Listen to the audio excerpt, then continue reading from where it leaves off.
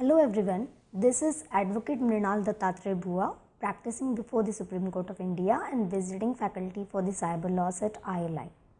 Students, today we are going to discuss module 10, that is Digital Evidence Broad Principles. Firstly, we will take brief overview of the module. Students, this module provides detailed discussion about the topic of digital evidence broad principles with special reference to Indian cyber law. The module begins with the introduction of topic. Chapter 2 to 4 of this module contains the discussion about the legislations and amendment with regard to digital or electronic evidence and the development of concept of digital or electronic evidence in India. The principles of admissibility of digital or electronic evidence, legal provisions relating to the proof of admissibility of electronic evidence as prescribed in Indian law.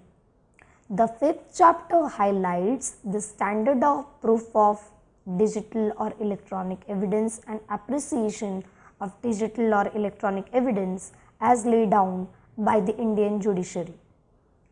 Whereas the sixth chapter talks about the cyber forensic processes, steps involved and care should be taken while collecting the digital evidence. The last chapter of this module concludes the topic and provides some findings and solutions to the issues involved. And at the end of this discussion, we'll have a look over the summary of this module as well.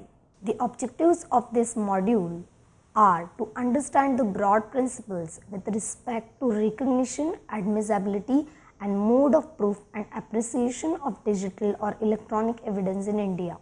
The learning outcome of this module would be to know the legislations and amendment therein with regard to digital or electronic evidence, to understand the development concept of digital or electronic evidence in India, to learn principles of admissibility of digital or electronic evidence, to know the proof of admissibility, to find standard of proof of digital or electronic evidence, to identify appreciation of digital or electronic evidence by the court, and to discover the cyber forensic processes. To introduce while introducing this topic to you, we must concentrate on some things. For example, nowadays the societal communication happens through the transfer of thoughts from physical world to electronic world. The virtual world revolves around the use of information and communication technological devices such as computers, mobile phones, printers, digital cameras, etc. Unlike real world, the virtual world causes many opportunities for the commission of offences such as phishing, identity theft, child pornography and hacking, etc. Electronic information is often relevant in proving or disproving a fact or fact in issue. The information constitutes evidence before the court. According to Black's Law Dictionary, evidence is something that tends to prove or disprove the existence of an alleged fact. Electronic evidence for the purpose of this module may simply be defined as a piece of evidence generated by some mechanical or electronic processes. It inculcates but not restricted to emails, text, documents, spreadsheets, images, graphics, database files, deleted files, data backups located on floppy disks, zip disks, hard drive, tape drives, CD-ROM, PDAs, cellular phones, microfilms, pen recorders and fax, etc. For the purpose of the understanding of these kind of examples, kindly refer the table below. Look at the table. There are various examples of digital evidence which are provided over here by the help of images. As far as Indian law of evidence is concerned, the main issue of the 13-14 years old Evidence Act is that it did not have specific provisions recognizing admissibility and appreciation of evidence. Substantially, it is not at par with modern technological development.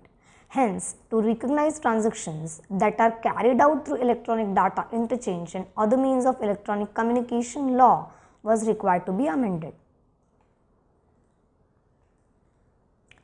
Now, the second chapter is about enactment of IT Act 2000 and amendments with reference to digital evidence. This deals with the principles governing admissibility of electronic evidence within the legal framework of Indian law of evidence.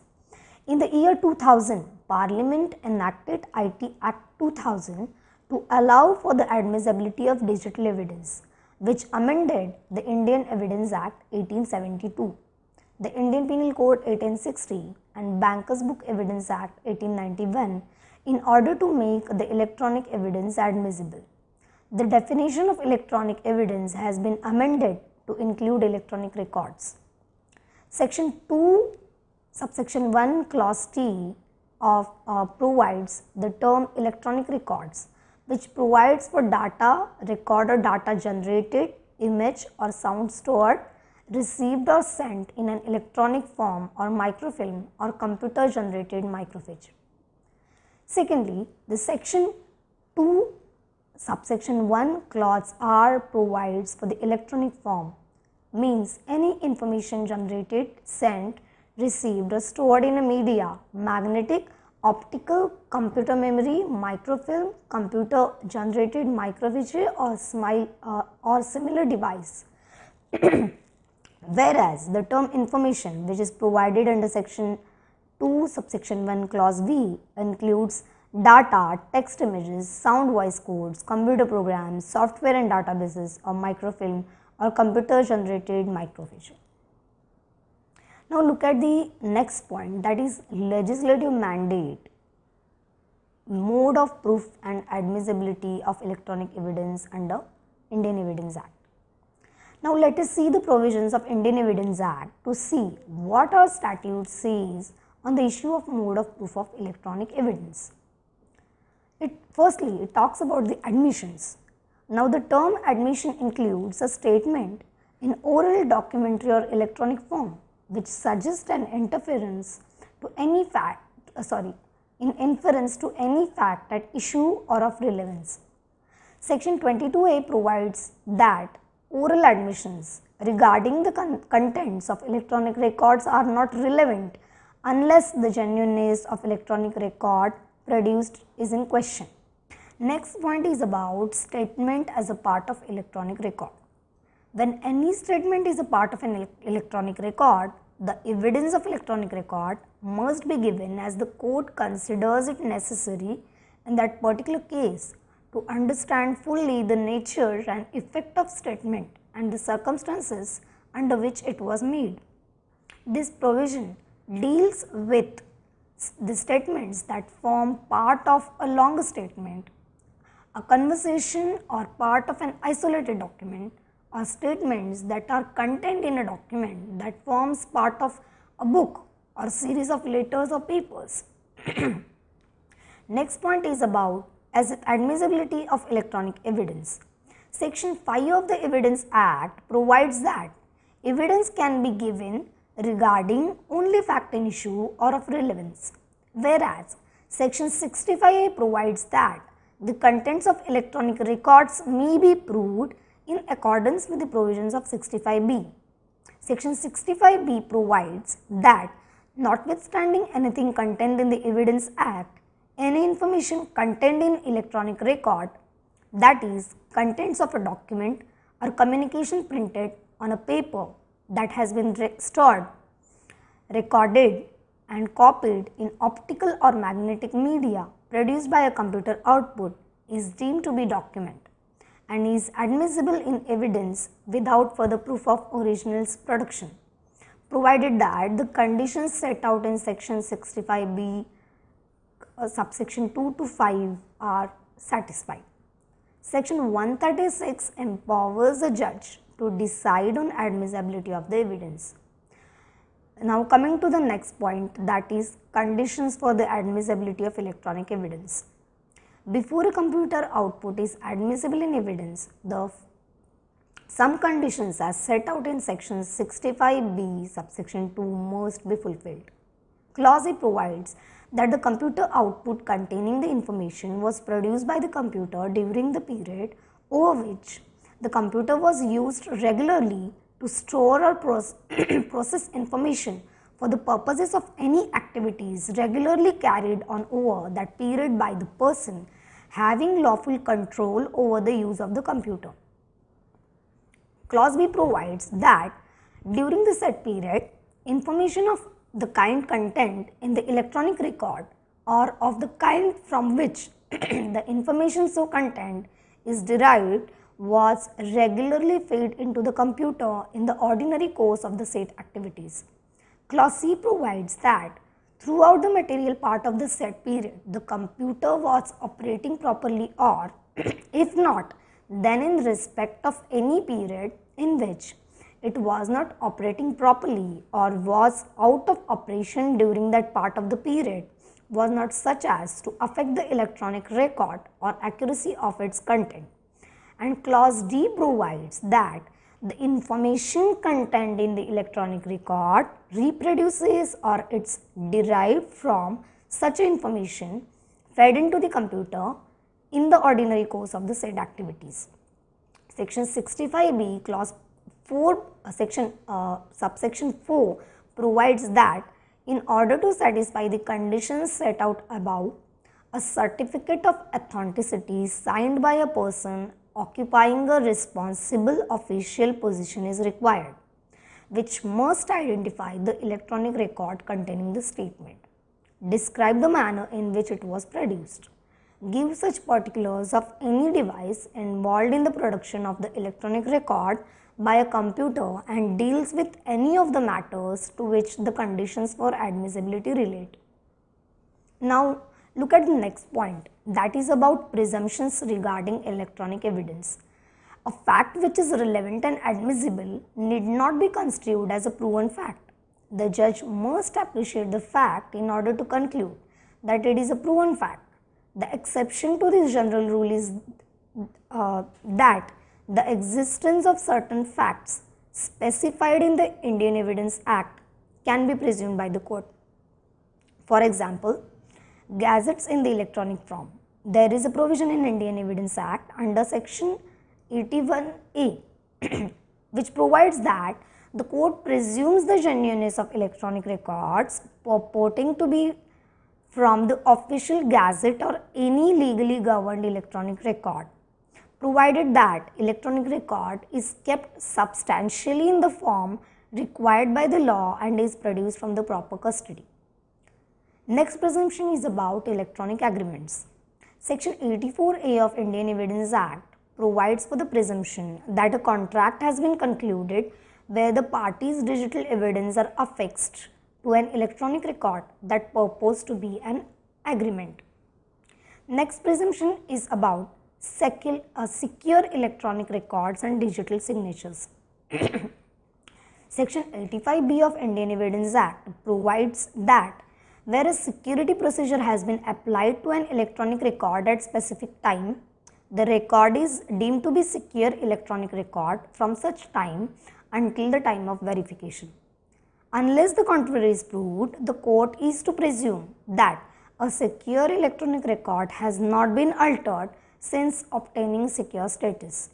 The provisions relating to a secure digital signature are set out in section 15 of the IT Act.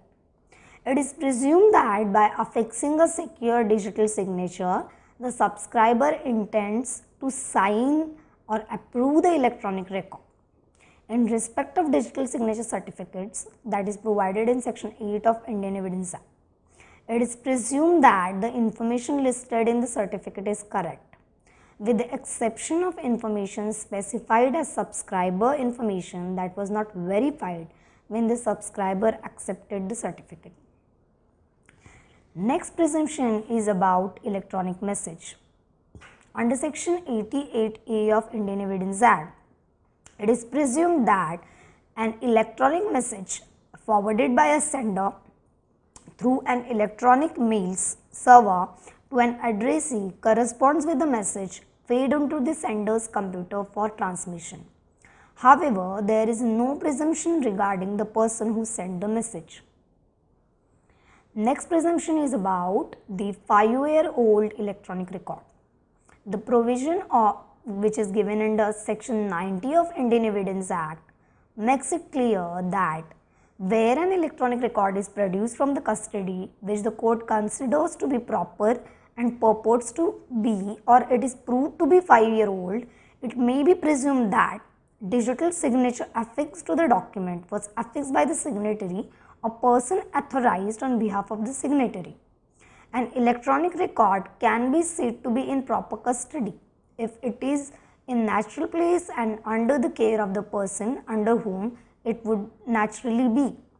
The same rule also applies to evidence presented in the form of an electronic copy of the official gazette. Next chapter is about changes to the Bankers Book Evidence Act 1891.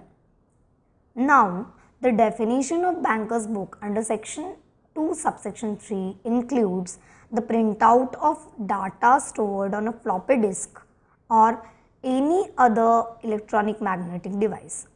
Section 2A provides that printout of an entry or a copy of printout must be accompanied by a certificate stating that it is a printout of such entry or copy of such printout by the principal accountant or a branch manager, together with a certificate from a person in charge of the computer system containing a brief description of the computer system and the particulars of its regard.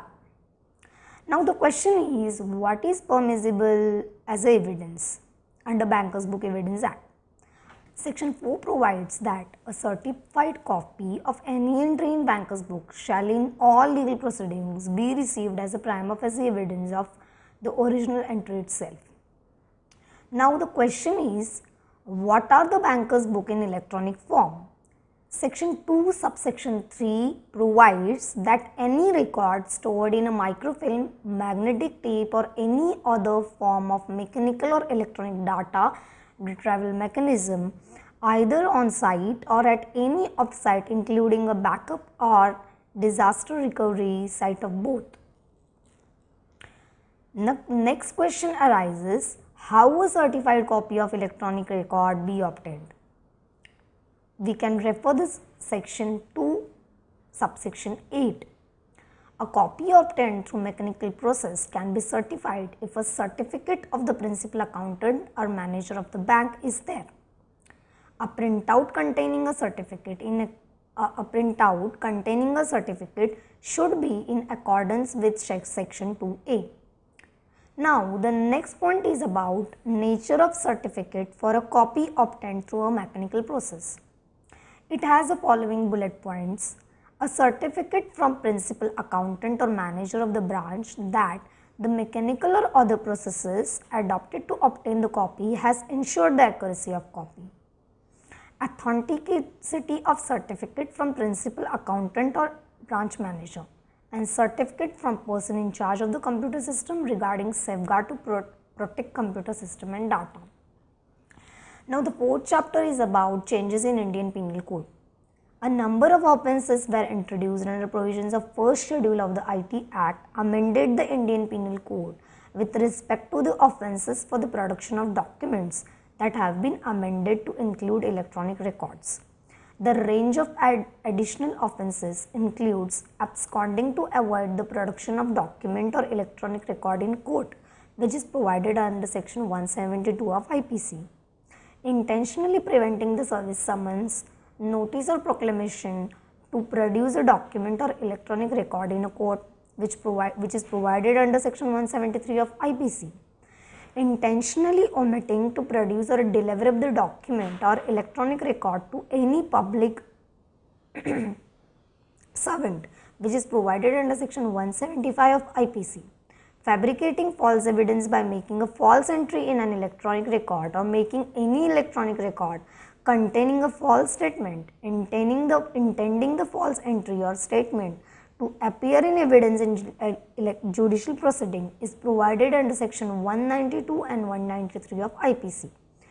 The destruction of an electronic record, where a person secretes or destroys an electronic record or obliterates or renders illegible the whole or part of electronic record with an intention of preventing the record from being produced or used as evidence, it is provided under section 204 of IPC.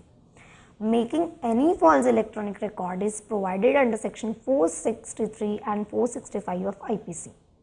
Now, the interesting chapter is about the implication, the chapter 5, which is about the implications through judicial decisions. Despite the admissibility of electronic record in evidence, the courts are finding it difficult to cope up the issue of integrity and authenticity of the electronic evidence to attach weight to it. First point is about admissibility of printout prior to the IT Act. In Tata Court, Mumbai, Bombay Blast case regarding Sanjay Dutt's call record, the court observed that the printouts are not copy of magnetic tape because the tape itself cannot be termed as a document. It does not fall within the definition of a document under section 3 of the Indian Evidence Act. It was therefore ruled that the printouts were primary evidence. Looking into the point of admissibility, in the case of State of Gujarat versus Shailendra Kamalakishore Pandey and others, 2008 Criminal Law Journal 953, the Supreme Court held that CD itself is a primary and direct evidence admissible. For consideration of the CD evidence, it has to be proved that the same has been prepared and preserved safely by independent authority like police. In another case titled as V.S. Lad and Sons vs. State of Karnataka and others, 2009 Criminal Law Journal 3760, it was held that even the satellite sketches produced in support of allegations were held as admissible for evidence. It would be appropriate to mention that the Honorable Apex Court in the case titled as P. Padmanabh vs. Syndicate Bank Limited, EIR 2008, Karnataka 42, disbelieved the exact extract of the transaction in ATM machine for want of compliance with provisions of section 65B, subsection 4 of Indian Evidence Act, and held thereby that clear admission of malfunctioning of either ATM machine or computer. Provisions of section 65B cannot be pressed into service by plaintiff.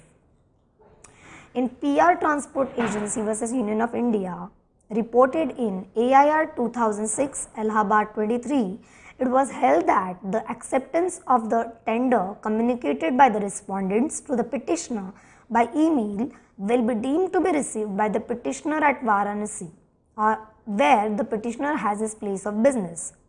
In Nestle SA and another versus SR Industries and others, IA number 3427 of 2005, in CSOS number 985 of 2005, the plaintiffs seek to prove the electronic data already on record and the updated electronic data under subsection 1 of the section 65B after complying with the provisions of subsection 4 by filing affidavit of an officer accompanied by the requisite certificate.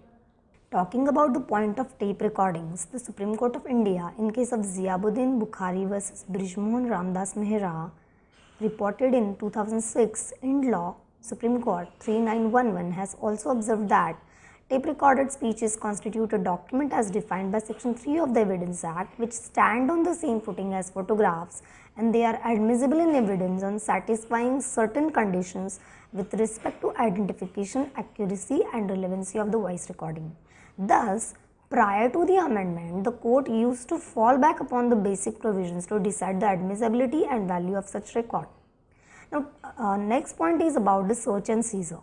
In the matter of State of Punjab versus Amritsar Beverages Limited, reported in AIR 2000, Supreme Court 590, it was held that the proper course of action for officers in such circumstances was to make copies of the hard disk or obtain a hard copy, affix their signatures or official seal on the hard copy and furnish a copy to a dealer or person concerned. Next point is about evidence recorded on CD. In Jagjit Singh vs. State of Haryana, it was held that the electronic evidence placed on record was admissible and upheld the reliance placed by speaker on the recorded interview when reaching the conclusion that voices recorded on the CD were those of the persons taking action. Next point is an important point. It is about the admissibility of intercepted telephone calls. The case of State of NCT of Delhi versus Navjot Singh Sandhu, reported in AIR 2005 Supreme Court 3820, which is partially overruled now recently, dealt with the proof of admissibility of mobile telephone call records. A submission was made on behalf of the accused that no reliance could be placed on the mobile telephone call records because the prosecution had failed to produce the relevant certificate under Section 65B of the Evidence Act. The Supreme Court concluded that a cross-examination of competent witness acquainted with the functioning of the computer during the relevant time and the manner in which the printouts of the call records were taken was sufficient to prove the call records. In the matter of Ravikant Sharma and others versus State 2011 AD Criminal, page 75, it was held that call details record is not a direct computer printout of the data available on the computer servers of the telephone company. As the telephone data has been tampered with, it cannot be relied upon a base conviction of the accused persons. Very recently, on 18th September 2014, Apex Court of India has come up with a judgment in the case of Anwar PV versus PK Bashir and others, Civil Appeal number 4226 of 2012. In the present case, the appellant sought the direction to aside the election of the elected candidate on account of corrupt practice and produce CDs which were made after recording the speeches, songs and announcement using other instruments and by feeding them into a computer. It was held that since the CDs produced were not certified, the same were not admissible as a secondary evidence. While deciding the admissibility of secondary evidence pertaining to electronic evidence, the Apex Court overruled the judgment in the case of State of NCT of Delhi versus Navjot Singh Sandhu, reported in 2005, volume 11, SCC, page 600. To that extent, the bench noted that the court in the aforesaid mentioned case omitted to take note of section 59 and 65A of the Evidence Act, and hence erred in holding that the irrespective of the compliance with the requirements of section 65B, which is a special provision dealing with admissibility of the electronic record, there is no bar in adducing secondary evidence under section 63 and 65 of the Evidence Act of an electronic record. While overruling the legal position as to electronic evidence as laid down in Navjot Singh Sandhu's case, the Apex Court, applying the principle of generalia specialibus non derogum, that is, special law will always prevail over the general law, and held that the evidence relating to electronic record being a special provision, the general law on secondary evidence under section 63 read with 65 of the Evidence Act shall yield to the same. Next point is about the examination of a witness by video conferencing. In State of Maharashtra versus Dr. Praful B. Desai, reported in AIR 2003, Supreme Court, page 2053, the court allowed the examination of witnesses through video conferencing. Again, in Amitabh Bagchi versus Ina Bagchi, reported in AIR 2005, Calcutta, page 11, it was held by the court that sections 65A and 65B provide provisions for the evidences relating to admissibility of electronic records, and it includes video conferencing as well. Next point is about digital signatures. In Badola Murli Krishna versus Srimati Badola Pratima, 2007, volume 2, ALD, the court held that sections 67A and 73A were introduced as regards proof and verification of digital signatures. As regards the presumption to be drawn about such records, sections 85A, 85B, C, 88A and 90A were added. These provisions are to recognize the electronic records and digital signatures as admissible pieces of evidence. Next point is about deleted files on a hard disk. Dharamveer versus Central Bureau of Investigation, reported in 148, 2008, DLT, page 289. This judgment significantly notes that even if the hard disk is restored to its original position of a blank hard disk by erasing what was recorded on it, it would still retain the information, which indicates that some text or file in any form was recorded on it at one time and subsequently removed. By use of the software programs, it is very much possible to find out the precise time when such changes occurred in the hard disk. To that extent, even the blank hard disk which has once been used in any manner for any purpose will contain some information and will therefore be an electronic record. Next point is about admissibility of SMS.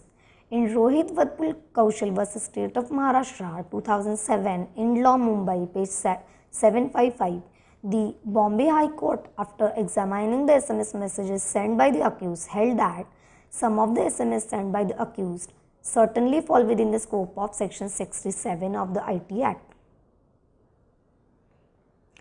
Next point is about email as evidence. In Mrs. Nidhi Kakkar vs. Munish Kakkar 2011, 162 PLR, page 113, the issue before the court was whether text of emails produced in court was admissible evidence. It was held by the Honorable Court that if person produced text of information generated through computer, it should be admissible in evidence provided proof was tendered in a manner brought through Evidence Act. Printed version produced by wife that contained text of what was relevant for a case was held as admissible. Next point is about supply of documents in digital form. In Ujjal Das Gupta vs. State 150 2008 DLT page 60, it was held by the High Court of Delhi that the accused has a right to be provided with copies of supply of documents relied by the prosecution which are in digital form in pen drives and hard disk to the accused. Next point is about the admissibility of IP address. In Sanjay Kumar Kedia vs. Narcotic Control Bureau and another, in para 8 and 9 of Appeal Criminal 1659 of 2007, date of decision 3rd December 2007, it was held by the court that the Expose Technologies Limited and Expose IT Services Private Limited were acting merely as a network service provider but were actually running internet pharmacy and dealing with prescription drugs like phentermine and butalbital. In this situation, section 79 will not grant immunity to an accused who has violated the provisions of the Act. Next point is about evidence, whether primary or secondary. Under Indian Evidence Act, the contents of documents may be proved either by primary or secondary evidence.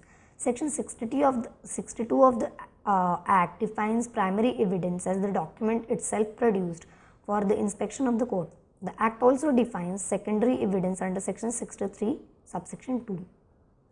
In state of Navjot Singh Sandhu, it was held that it is not in dispute that information contained in the call record is stored in huge servers which cannot be easily moved and produced in court. Hence, printout taken from the computer servers by mechanical processes and certified by responsible official of the service providing a company can be laid in evidence through a witness who can identify the signatures of the certifying officer or otherwise speak of the facts based on his personal knowledge, irrespective of the compliance with requirement of section 65B.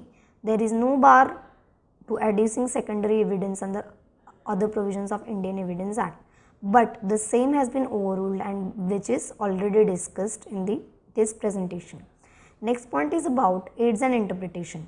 In Ponds India Limited versus Commissioner of Trade Tax, Lucknow 2008 Volume 8 Supreme Court SCC 369, it was mentioned by the Honorable Court that Wikipedia, like all other external aid to construction, is not an authenticating source.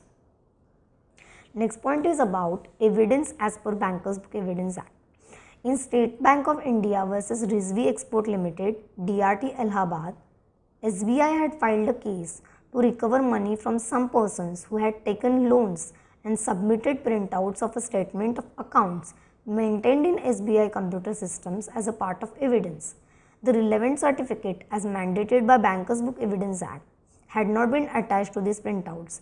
Hence, the court held that these documents were not admissible as evidence.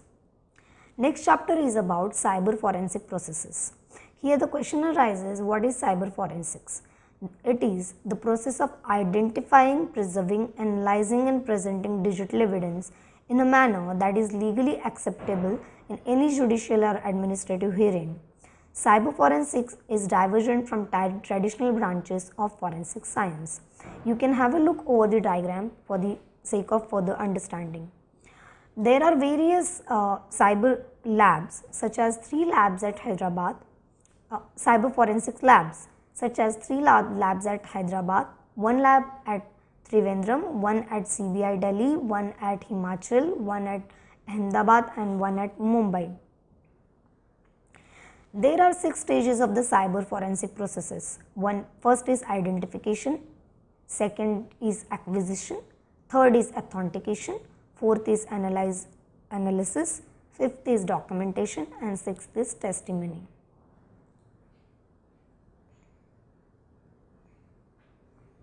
Now, what are the common investigation mistakes? Following can be the common investigation mistakes.